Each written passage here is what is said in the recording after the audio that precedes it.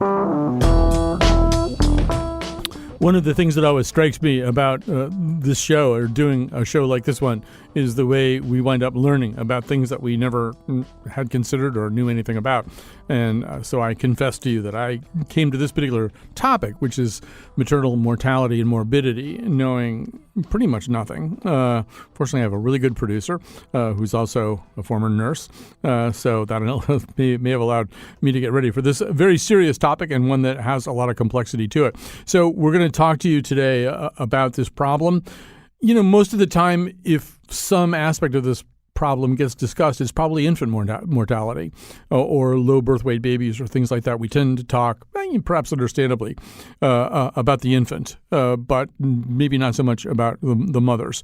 And the statistics about the mothers are going to surprise you. It is, you maybe medically, once again, are not living in the country you think you're living in. So a little bit later in the show, we'll be talking to two midwives, and we'll talk at the end of the show to a doula.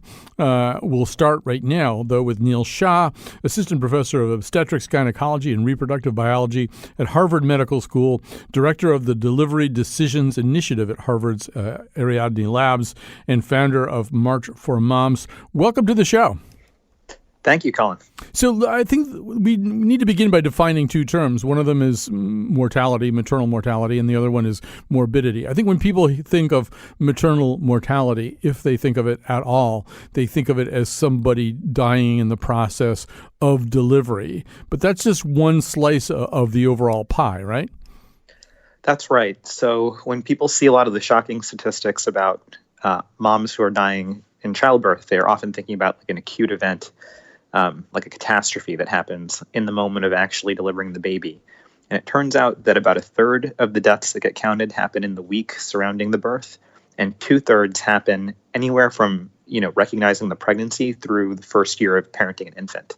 And if you think about it, that makes sense in a lot of ways, because it turns out that pregnancy for an otherwise young, healthy woman is like the body's first stress test. So it ends up unmasking things like diabetes and hypertension and high blood pressure. And then the period after having the baby is one of the most vulnerable in any person's life. I mean, you're basically getting POW level sleep deprivation. You're probably trying to earn a living wage because we have no paid family leave in this country. In many cases, you're existentially terrified because you've got to keep a baby alive. And then if you're really on the margin of being, well and unwell, or secure and unsecure, having a baby can push you over the edge. So that's the totality of what we're talking about when we talk about maternal mortality. And when we talk about morbidity, this is a much bigger number. It's I think for maybe every one of these deaths, there might be 700 or more of this other group of people who experience life-threatening postpartum complications, or in some way they don't die, but they experience a severe health event. Yeah, that's right. So, maternal mortality is the canary in the coal mine of a much deeper and wider problem. So, for every death, there's probably up to 100 cases of severe maternal mortality that are truly life-threatening.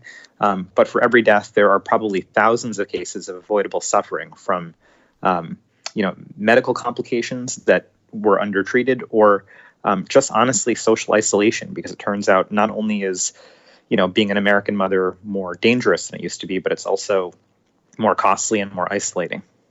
In some of these cases, although the woman doesn't become a mortality statistic, she has something happen that she'll never get her full health back, right? A brain bleed or something associated with this that isn't ultimately correctable?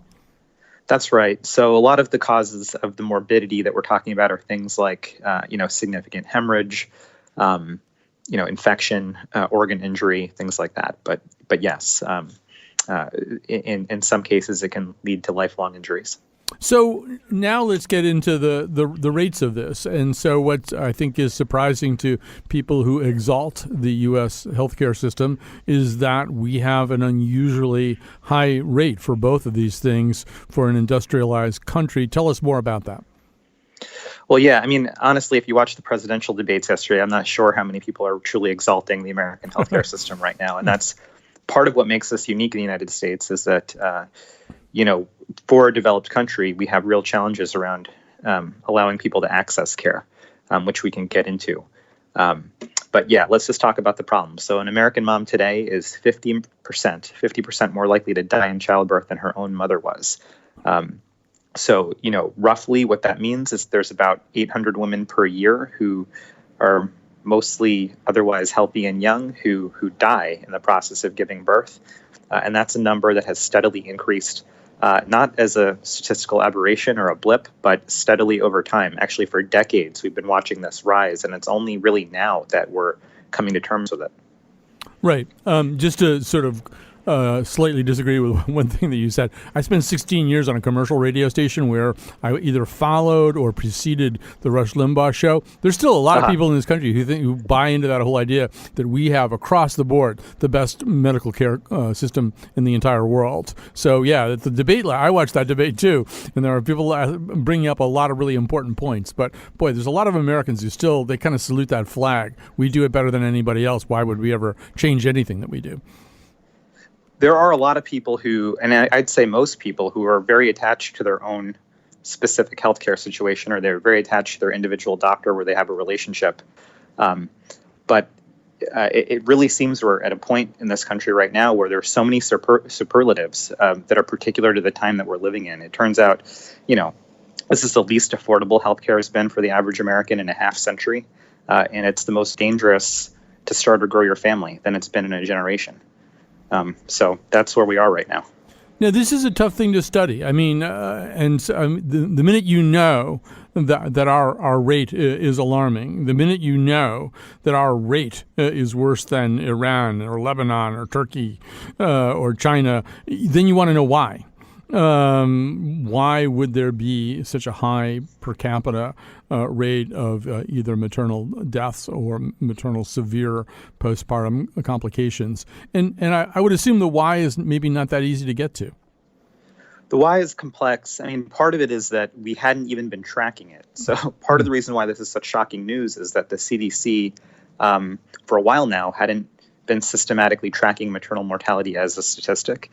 There are a number of reasons for it, but at the end of last year, at December 2018, there was a bill signed into law by President Trump to address maternal mortality, and literally all the bill does is have the CDC start to track this.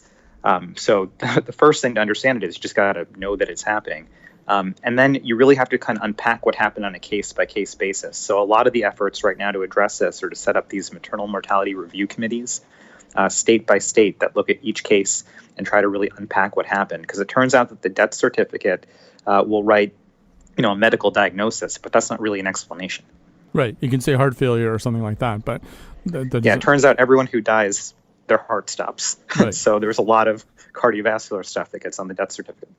So one of the things that we do here in this country, we'll be talking about midwives and doulas later in the show, but we have a pretty strong medicalization, you could say, of all childbirth. The idea that all childbirth is a medical event. There's a lean towards having somebody like you, an obstetrician, involved in every childbirth. This leads to a lot of other things, including an awful lot of C-sections. Maybe you can just talk a little bit, give us kind of your sense of that overall picture. Sure. So, there are no silver bullets with this, but there are a couple of obvious truths, particularly when you take the United States and you compare it against, all of the other countries that do so much better than us, often that surprise us. Among those things are the fact that, in our country, 90% of American moms are cared for by obstetricians, and 99% of them are cared for in hospitals that functionally resemble ICUs. So that's different compared to, say, the United Kingdom, where 90% are taken care of by midwives. And underneath that, though, beyond, it's not really a matter of like who's superior, the midwife or the obstetrician. It's more about the services that every single mother benefits from and deserves. So every woman in labor benefits from support, careful monitoring, and coaching. Many also benefit from modern medicine, things like anesthesia and blood banks. And the truth is, very few truly benefit from surgeons like me, but we've designed the system entirely backwards, where, surgeons like me are up front, and then the support, monitoring, coaching stuff often gets left to the wayside. In February, had a knee replacement, and I was home after a day or after a night in the hospital. But then somebody came, like a visiting nurse or somebody came to my house with some regularity, also a physical therapist, and everybody took my vital signs were taken every day for at least 2 weeks. I get in reading about this, I get the feeling that I just had a knee replacement. I mean, somebody who's had a C-section, which I would regard as a much more invasive and possibly complicated process, may not be getting that kind of aftercare. And that person is also presumably taking care of a small baby, which I was not doing. Yes. All of that's true, Colin. So, first we should just point out, people can get hurt in the healthcare system in two ways. When we do too little, too late, but also when we do too much, too soon. And we see both with C-sections, but on the whole, the C-sections is a too much, too soon problem. From the last generation to this one, this is a surgery that we've started to do much more often. In fact, C-section rates in our country have gone up by 500%. There's no other healthcare service that has skyrocketed by anything even close to that. So now it's the most common major surgery we perform on Americans. 1 in 3 Americans are born through major abdominal surgery. And when you do surgery, you get into surgical complications. It's the only way you can get a surgical complication. It also turns out that obstetricians like me are the only surgeons that routinely cut on the same scar over and over again, because most moms have more than one baby. So if you're like a neurosurgeon or a trauma surgeon or an orthopedic surgeon, if your orthopedic surgeon had to go back and operate on your knee again, that would be a bad day in his work week. We don't like, having to go through all that scar tissue again. But for me, like, that was just last night when I was on call. That's like a Wednesday. Mm-hmm. And what that means is that every single time we do a C-section on a person, they become increasingly more complicated. And the placenta, which is an organ that only exists in pregnancy, it's a big bag of blood vessels. It gets 25% of everything the heart pumps. If it gets caught up in that scar tissue, women can bleed a lot, and in some cases to death. And although we don't know exactly what's driving maternal mortality in our country, it's very possible that part of it is that we're doing too little, and part of it is that we're doing too much. I just want to let people hear presumably one of the healthiest women in America, and also a woman who has access to probably the ultimate amount of resources, talk about what a C-section can do to your body. I was so healthy. My pregnancy was so easy. Like, I didn't have any problems. But unfortunately, once I had the C-section, everything from there was pretty much a nightmare. That's Serena Williams, who would have gone into that process, as I say, as one of the healthiest people to go in there. So this is kind of what you're talking about, right? There are just an awful lot of things that can go wrong if you have a C-section. And so, Dr. Neil Shah, I'm kind of trying to balance that against the idea that we would be doing more C-sections. Why would we be doing more of something if, in fact, it can be really complicating, even for a woman as healthy as Serena? Well, first of all, it's worth mentioning that, C-sections can be life-saving, and that's what they're designed for. And there are a lot of really good reasons to do them. And on the whole, moms and babies are better off as a result of our ability to do it. But since the 1970s, when we had a 5% C-section rate, and now we have a 32% C-section rate, that whole increase, it has not benefited infants, and it's actually made moms on average worse off. Yeah, it's tough. There's also, well, we might as well, should we play the Beyonce one too? I mean, it's kind of interesting that these are two very, very famous, very, very wealthy African-American women describing this. So here's Beyonce. It's my first time back home on the stage after giving birth, and it's hard. There were days that I thought, I'd never be the same. I'd never be the same physically. My strength and endurance would never be the same. I had to rebuild my body from cut muscles. It took me a while to feel confident enough to freak in and give it my own personality. In the beginning, it was so many muscle spasms, and just internally, my body was not connected. My mind was not there. So if you watch the movie Homecoming, she did eventually get back, but she has, the ultimate amount of support. She can presumably line up as much support as she needs. Dr. Neil Shah, I'm assuming for somebody who goes home and maybe there's already one or more other children living in the home, the woman's had a C-section, her husband's going back to work or whatever, she's got a new baby. This is a dangerous time, as you suggested at the top of the interview, both physically and psychologically. Yeah, it's tough, Colin. I mean, C-sections have become incredibly normalized. When 1 in 3 people get a C-section, you can look around you and you'll see people. It's the most common surgery. And so, the thing is that for an obstetrician or even for a family, when you do the C-section, it will never seem like the wrong decision in the moment, because if the baby comes out looking, great, squirming around, looking pink, you think, well, it's a good thing I did a C-section. And if the baby comes out looking lackluster and kind of depressed, you're like, well, that baby was sick. It's a really good thing we did a C-section. So it's good to be me. I'm always right when I decide to do it. And I think that's a big part of the challenge. But then afterwards, often, and I think you also led with this at the top of the hour, we hear a lot about the well-being of infants. And we're only starting to have a conversation about the well-being of mothers, because often there's a false choice between the well-being of the mom and the well-being of the infant that mothers are presented with. They're kind of expected to put their own well-being last in order to put their family's well-being first. And as a result, we do the C-section, the baby looks okay, and then moms leave with the expectation that, everything should be fine. But meanwhile, exactly like you described, they've got to heal from a major abdominal surgery while caring for a newborn infant, which is incredibly difficult. There is also a racial dimension to this. All of these things fall statistically disproportionately harder on the African American woman population.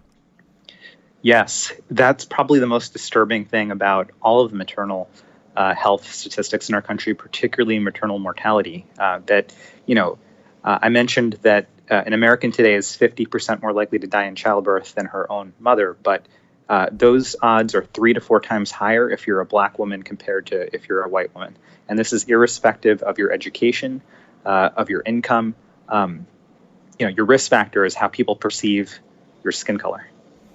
In the next segment, we're going to be talking to 2 midwives, but I want to talk to you about this dimension of it too. So presumably, with some patients that you have, you might be inclined to say, you know what?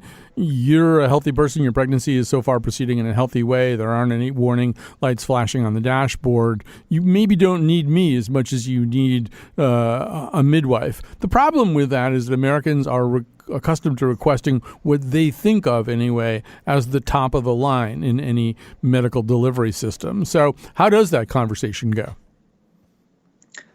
I think, right now our system isn't well structured to give people options, which they deserve to have in the types of providers and support they get, whether it's, doulas or midwives or obstetricians. And ideally, actually, in all cases, all 3, and labor and delivery nurses, we shouldn't leave them out, and lactation consultants. I mean, it turns out childbirth is a big deal. And, people, Homo sapiens, have always benefited from having a team around them. It turns out childbirth has always been a team sport. Gorillas deliver their own babies, but human beings have always benefited from having other pairs of hands around. And so I think the challenge is just figuring out how we work together as a team, and we really think through how each person adds a lens of expertise. So, I am good at surgery. That's what I'm trained to do. Midwives are much better than me at providing a lot of the support and coaching that are a big part of their model of care. And so there's a real complementarity there. All right. So first of all, we want to thank you for this conversation. We're going to expand it into midwives and to doulas. Neil Shah, assistant professor of obstetrics, gynecology, and reproductive biology at Harvard Medical School, director of the Delivery Decisions Initiative there at Harvard's Ariadne Labs. Thank you so much for doing this. Thank you, Colin. And before we cut out here, one thing that we sort of discover is, particularly with a show like this, there's people who miss the show and they want to hear it because it's maybe a problem that's bearing down on them or something that they've been really worried about. If you're unable to catch this show when it's on at 1 or 8 p.m., or somebody who wanted to hear it who didn't, it's easy to subscribe to our podcast. You can find us on Apple Podcasts or Stitcher or Spotify or whatever your favorite podcast app is. You can also go to our our website. Just play the audio of the show from there. That's wnpr.org/Colin.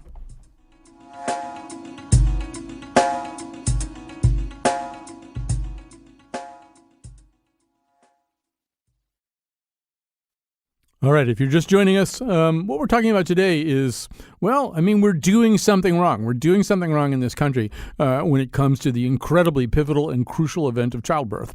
And one of the consequences, or perhaps two of the consequences of the fact that we're doing something wrong, is that mothers die as a result of childbirth complications at a higher rate in this country than in most industrialized countries. And our rate's going up, not down. Most places are, in fact, getting that mortality rate down. But also in the area of morbidity, there's another much, much larger group of mothers who, although they don't die, suffer life-threatening complications, postpartum complications. In some cases, they don't really ever fully get their health back either. So we're doing something wrong. How could we do something right? We're going to talk about midwives right now. Joining us right now, Joan Kumbelek, certified nurse midwife for Women's Health Research and Women's Health Research Fellow at the Connecticut VA Health System.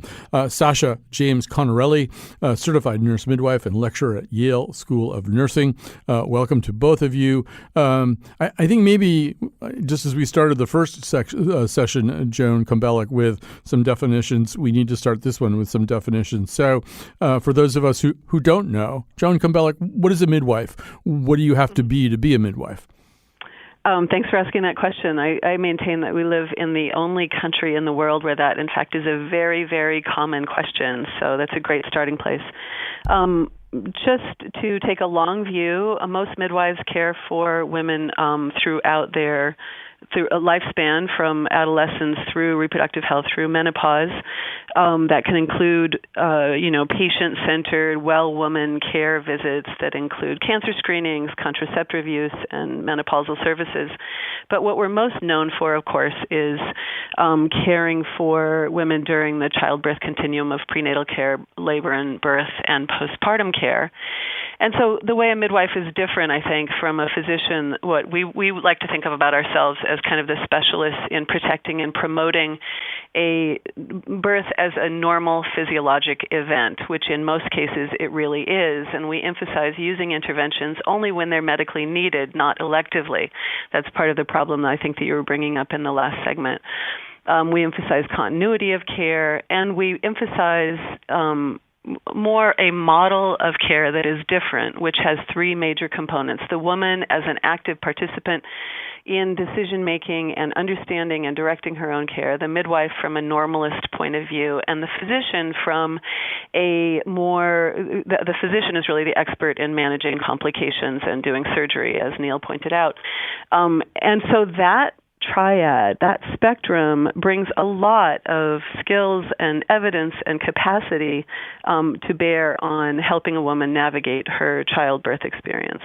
And maybe also, Sasha James Conarelli, you can tell us a little bit more about how you get to be a midwife who ultimately decides. I mean, most of us have some vague idea of how doctors and nurses get their training and education and who ultimately licenses or certifies them. How does that work for midwives? Hi, good afternoon. Thank you for having me on the show. Yes, absolutely. So I am a certified nurse midwife, and there are also certified midwives in the United States as well as certified practicing midwives. But for a certified midwife and a certified nurse midwife, our education is that we have a bachelor's degree. Most of us in the United States are nurses first, so most of us have a bachelor's in nursing and then go on to have a master's that specializes in midwifery. So that is an additional training and education, of course, to have your master's degree. The difference is for midwives that are nurses first, we have that clinical training, sort of like physicians would have residency, but we have clinical training as well as nurses.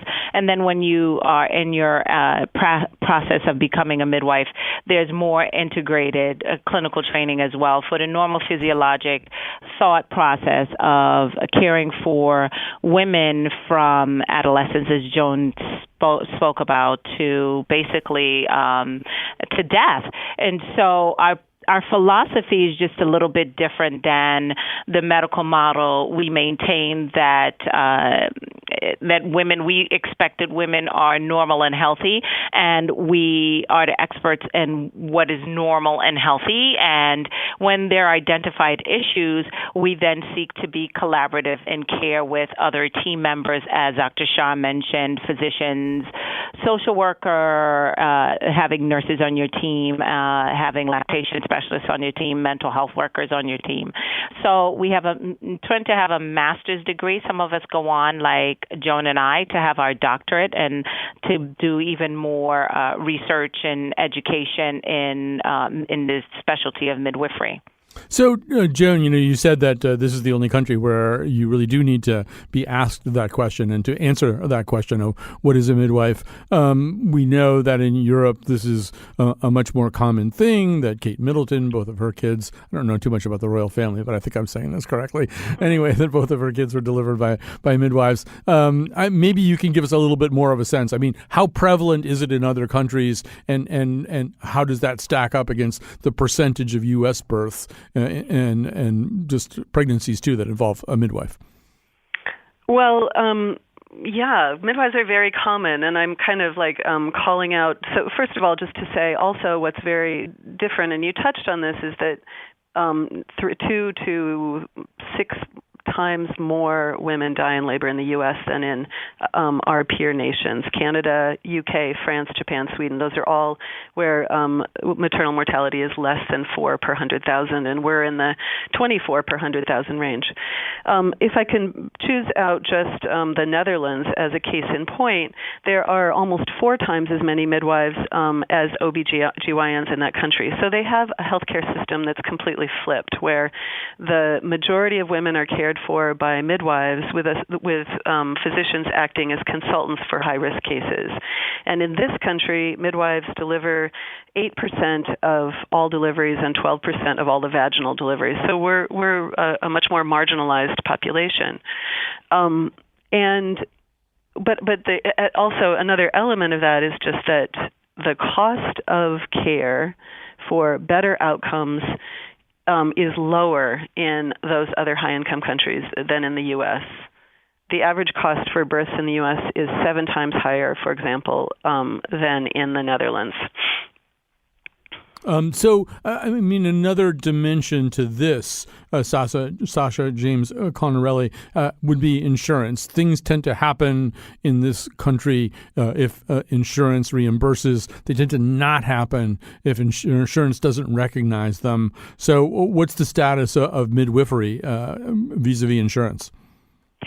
So with relation to insurance, it goes back to what Dr. Shah talked about.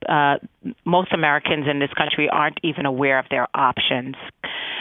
They're not aware of the healthcare team and all the players on the healthcare team. So most Americans aren't aware of midwives, what we do, how we function. And as Joan said, this is a question that we often have to answer. Well, what's a midwife? What's the difference? What's our training? Correct? So then, of course, insurance companies would not be that familiar with midwives and not even have midwives listed and on as participants in their insurance. So for some patients and for many insurances, we are listed. Most of the major private insurances, we are listed. Again, that's part of a part of Americans not knowing that they have options to have a midwife, that midwives are part of the team. Our philosophy of care, what do we do, and how are we integrated into the healthcare system?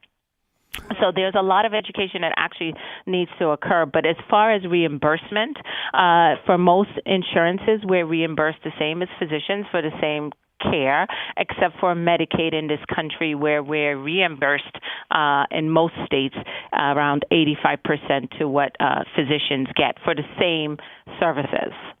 Joan, I want to talk about one of the things that startled me, because I'm not a woman. I've never been pregnant. I've never had a baby. My I have a son, he's adopted, so I just haven't been through any of this. So I was startled to read that a woman who has a baby and then goes home from the hospital might not see a doctor for 6 weeks and then for a 15-minute kind of catch-up visit. That just... I don't know if you heard me talking about my knee replacement earlier, but I got way more aftercare than that. Maybe you could talk about how does midwifing fill in that gap a little bit?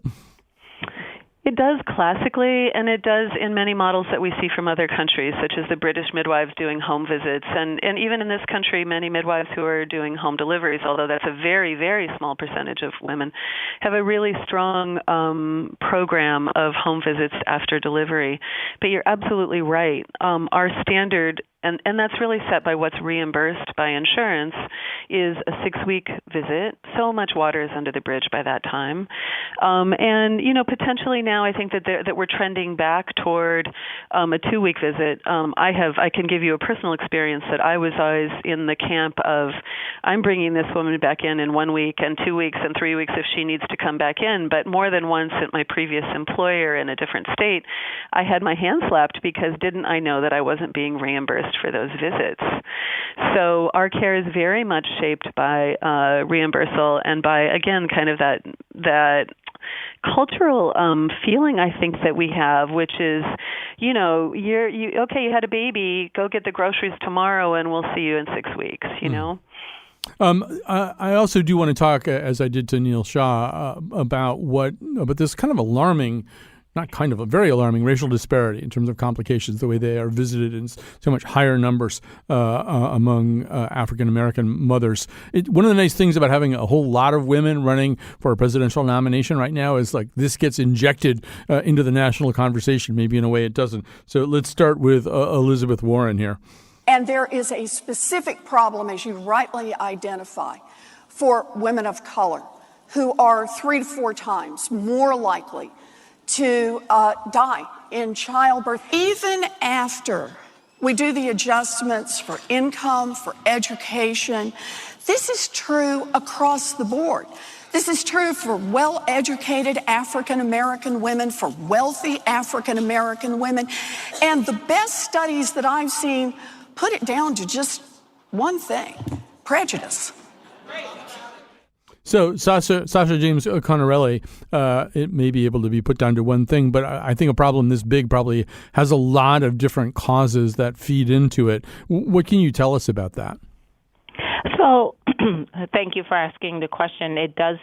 The reason why and I get why she says prejudice, it's the foundation of the history of this country, and racism being part of that foundation with slavery and with people of color, the view and the mindset of the country and how people of color were viewed, and all of that trauma of coming out of that time of racism and fighting for our own rights and fighting to be seen even as human beings. So that trauma transcends through generations. Just because slavery ended, it doesn't mean that the trauma of slavery doesn't persist. And that trauma of slavery then transcends to physiological changes that you see when you have women. So that is the difference, and why we're seeing so many black and brown women in this country die or suffer from severe maternal morbidities related to pregnancy. Pregnancy is a normal stressor on the body. That's the thought process that we have. But it is a stressor. If you're already being stressed because of other things in your life, such as prejudice, racism, discrimination, and you have to deal with that on a daily basis, and that is weathering you, then the physiologic stress of normal pregnancy could then tip you over the edge. I would also imagine, Sasha, that it depends on where you're living, too. If you're living in, like, okay, I'm doing this show. I'm literally across the street from a really good hospital. And if I were a pregnant woman, not only would I be well-situated, or a postpartum woman, would I be well-situated to get care, but if I had a question, if I was feeling funny, there was something going on with me, I know a lot of doctors, just as socially. I have friends of friends who are doctors. I could probably call somebody and say, should I be worried about this or whatever. If you're living in below the poverty line in rural Georgia, none of those things are true, I assume. Yes, well, and then you have that other stress added to it. But what we're really talking about is, barring all of that, living in a rural area, barring taking into consideration that you live below the poverty line, we have women that are highly educated, women of color, that are wealthy, that have access to care, that have access to good food, that are living luxurious lives, and they're dying in childbirth. Why is it that Serena Williams would have come out and have a pulmonary embolism? This is a woman that is completely physically fit and has access to all the health care she can in the world, things that I can't even have access to, and she has access to, and she had a pulmonary embolism. And she was the one that had to bring that to the attention of her own health care providers. I want to play another clip because, as I say, it's really good when women run for president because they just have a platform to talk about stuff that a male candidate's never going to bring up. This time it's Kamala Harris. Women in the healthcare system must be given dignity. They must be listened to. They must be taken seriously. They must be given respect. They must be given a sense of dignity about understanding that when they tell you something, listen. When they tell you what they need, listen. They know what they need when they tell you. Hear them. So, Joan Kumbelek, I'll just react to that. So respectful maternity care has been shown to be an important element of obstetric care the world over. In fact, unrushed caregivers who provide continuity of care and communicate effectively, things like being involved in decision making and just basic kindness and respect are major components for women experiencing care. And I think, as Sasha was just bringing up, Serena Williams had to bring her own problem to the forefront for her own care providers. We need to treat women with that respect for and give them credit for having an understanding of what's going on with their bodies, and hearing when problems develop. Also, because childbirth is kind of this normal but also emergent process that's painful and difficult and really pushes women to the limit. I think that we can, as care providers around them, can buy into the stress and strain of that moment, and we can, become. For example, I recently was at a delivery with a resident and who stood on a stool to kind of yell at a woman having a baby. And I'm just here to say there's no reason to ever stand on a stool and yell at a woman having a baby, but it amps everybody up, and that's something that we really need to tamp down and change our manner and approach that woman in a different way, and she will do better. There's a lot of research that shows that. All right. We don't really have time to put this call on the air, but maybe it is worth just getting to really quickly here.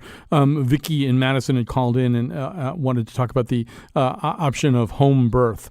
Maybe, I don't know, does either one of you want to just comment on when and if that's a sensible option? Sasha, you want to start?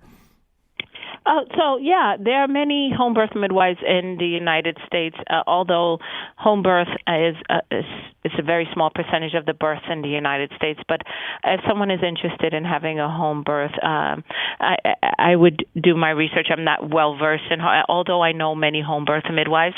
You have to really be screened. So there are certain candidates for home birth and there's a screening process for these women. So you really can't have comorbidity comorbidities, as we would discuss, can't be a candidate with high blood pressure and diabetes, and you would really have to be a specific candidate and screened by a midwife to have a home birth. The home birth process is completely safe. It is a wonderful and viable option for people that are really good candidates, and I do promote it for the women that are good candidates and finding a good care provider. All right. So we're going to have to stop it there. Joan Kumbelek, a certified nurse midwife, a women's health research fellow at Connecticut VA System. Sasha James Connorelli, certified nurse midwife and lecturer at Yale School of Nursing. We have one more facet to talk about. That is the doula, the work of the doula. We'll do that when we get back.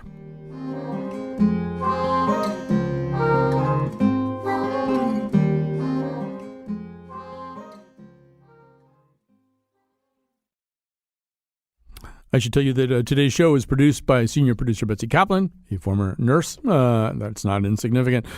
We are, as usual, lucky to have Kyone Wolf on the board, making the show sound good. Our intern and phone operator today is Carolyn McCusker. We've just discovered, by the way, that Carolyn McCusker knows how to make boats. She can make a custom boat for you if you'd like to get in touch with the station. She'd be happy to make you your own custom boat. She has not actually made one since 8th grade, so just factor that in and obviously try to lowball her on price. Also want to quickly mention that if you know somebody who's very concerned about all this stuff and you heard this terrific show today about maternal mortality and morbidity and alternatives to it and other ways to handle pregnancy and childbirth, and they just didn't hear it, you can subscribe to and get even previous podcasts and stuff like that through any podcasting service, whether it's your Apple Podcast app on your iPhone or Stitcher or Spotify or Podbrush. I just made that up. There is no platform called Podbrush.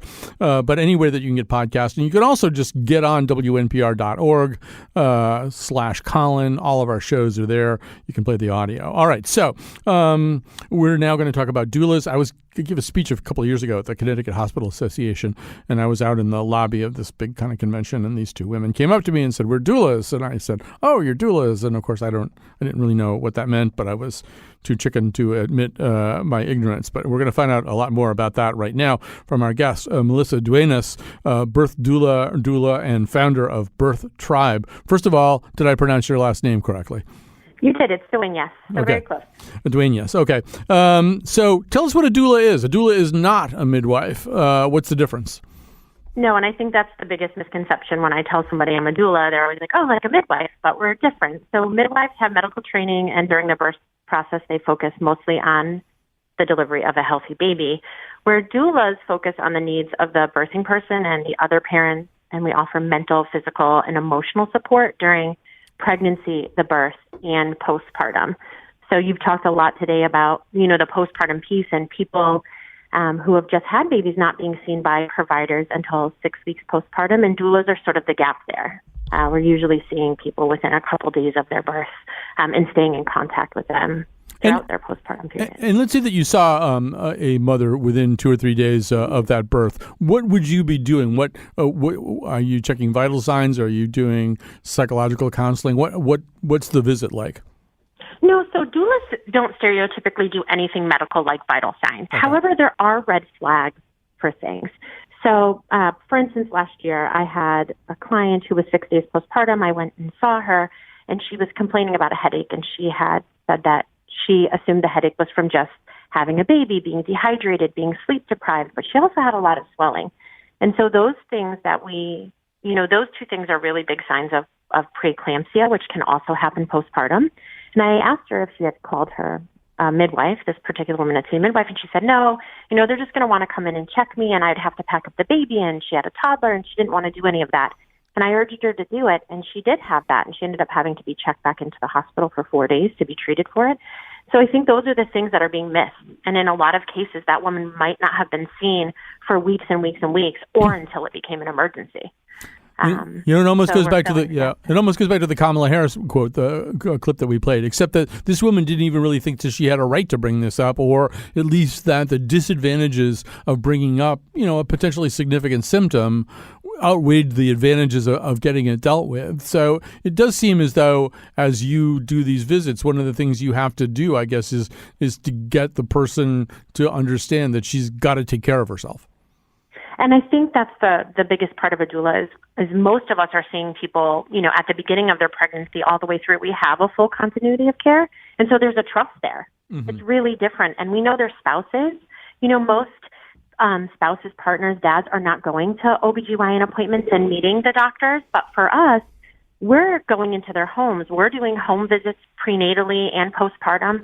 And so the spouses know us and are comfortable too. So a lot of times they'll see flags, things like postpartum depression and postpartum anxiety. Those are things that often are pointed out to us by the spouse who just doesn't know what to do or where to go. And we can have the resources to help in those instances too. And so, there's, even if they have support, local family support, a lot of times those people don't know where to go either. I keep asking this question on the show today, but I'll ask it about you. What's the relationship between medical insurance and doulas? So there really isn't one. Occasionally we might get reimbursed, but most of the cost of a doula is paid for out of pocket by parents. Sometimes families can be reimbursed. If we help to avoid certain things like cesareans and epidurals, then we kept the cost low for the insurance company, but those are very far and few between. And the person has to fight for that reimbursement, which can also be really difficult because they've just had a baby and that's not what their, biggest concern is, right? Right. We've used this term a bunch of times, and it's a term people throw around all the time. Postpartum depression. You also mentioned postpartum anxiety. I think a lot of us, but probably especially men, think, okay, yeah, so you had a baby, now you're a little bit sad. You'll get over it. You're sighing. So tell me what that sigh means. The OBGYN at the top of the hour mentioned like that lack of social support that doesn't exist anymore, that, that existed when my mother had me, knowing the neighbors and, having those kinds of support because people leave their houses and now, people just sort of find things out on the internet or Google their questions. And so doulas change that. Doulas really can offer that support and help people to find a community for themselves so that they are being cared for, not just by their provider, but by others too. Another reason you're sighing, I think, is because one of the reasons you became a doula was because you went through postpartum depression, correct? Yeah, I had a traumatic birth experience and postpartum depression as well, and it's very isolating. He mentioned that part of it is that you're sort of stuck at home and you don't have anywhere to go or to turn to, and you're thinking, there's something wrong with me. Everyone's telling you that this should be the best part of your life.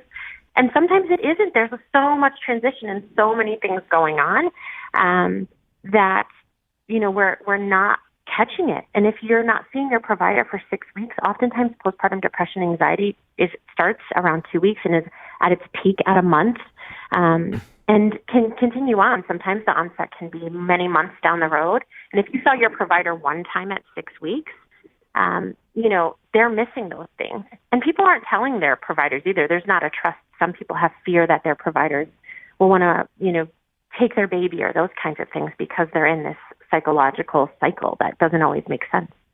Now that you're a doula, I understand that would still mean that having a child, you would probably obtain the services of another doula, right? Absolutely. Doula, we say doulas, other doulas all the time. Lots of the word doula.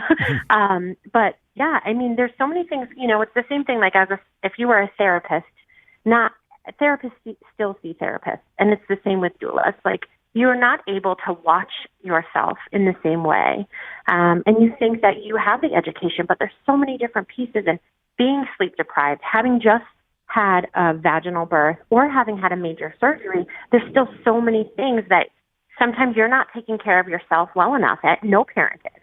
And so having someone else watch you is equally as important, regardless if you have the education background or not. All right. Well, we're sort of out of time here, so but I want to thank you so much, Melissa Duenas, birth doula and founder of Birth Tribe. Thanks for joining us today.